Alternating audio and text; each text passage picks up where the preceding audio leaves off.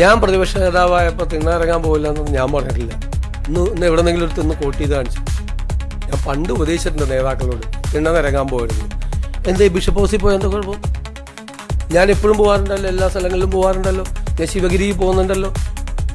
മഠാധിപതികളെല്ലാം എന്നെ കന്റോൺമെൻറ് ഹൗസിൽ വന്ന് സന്ദർശിച്ചിരുന്നു. ശിവഗിരി എന്നെ അനുഗ്രഹിക്കാൻ വേണ്ടിയിട്ട് അവർ വന്നിരുന്നു. എത്രയോ ആളുകളാണ് വരുന്നത്. ഇപ്പം ഞാൻ എന്താവശ്യത്തിലാണ് അവിടെ പോയത്? ഞാനിവിടുത്തെ ക്ലീമീസ് ബാവയെ കണ്ടിരുന്നു, കർദിനാളാണ് അദ്ദേഹം. ഞാൻ നെറ്റോ പിതാവുമായിട്ട് ഭയങ്കരമായ ഹൃദയബന്ധമുള്ള ഒരാളാണ്. എനിക്കിഷ്ടമുള്ളവരൊക്കെ ഞാൻ പോയി കാണുന്നതിന് നിങ്ങൾക്ക് എന്താ പ്രശ്നം?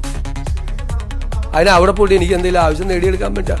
ഇലക്ഷൻ കഴിഞ്ഞ് ഞങ്ങൾ ജയിച്ചു, പിന്നെ ഇപ്പോൾ അവിടെ പോയി തിന്നിറങ്ങണം എന്തിനാ? സാധാരണ ഇലക്ഷൻ ജയിക്കാനും വേറെ കാര്യത്തിനും അല്ലേ തിന്നിറങ്ങണം എന്ന് പറഞ്ഞാൽ. ജയിച്ചിട്ടാണ് പോയി കാണുന്നത് അവരോടൊക്കെ. അത് എല്ലാ സ്ഥലങ്ങളിലും പോകും, എല്ലാവരെയും കാണാൻ പോകും, എല്ലാവരെയും എന്നെ വഴക്ക് പറഞ്ഞവരെയൊക്കെ കാണാൻ പോകും. അതിനെന്താ പോകണ്ടേ? എല്ലാവരെയും ഞാൻ ആരെയും പേരൊന്നും പറഞ്ഞില്ല, എല്ലാവരെയും ചേർത്ത് പിടിക്കുന്നേ. പക്ഷെ നിലപാടിൽ മാറ്റമില്ല, നിലപാടിൽ ഒരു മാറ്റമില്ല. അതിശക്തമായ സെക്യുലർ നിലപാടാണ്, ഒരു നിലപാടിലും മാറ്റമില്ല.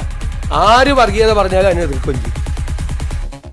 ആര് വർഗീയത പറഞ്ഞാലും അതിനെ എതിർക്കും, ഉറപ്പായിട്ട് എതിർക്കും. അത് UDFന്റെ സ്റ്റാൻഡാണ്.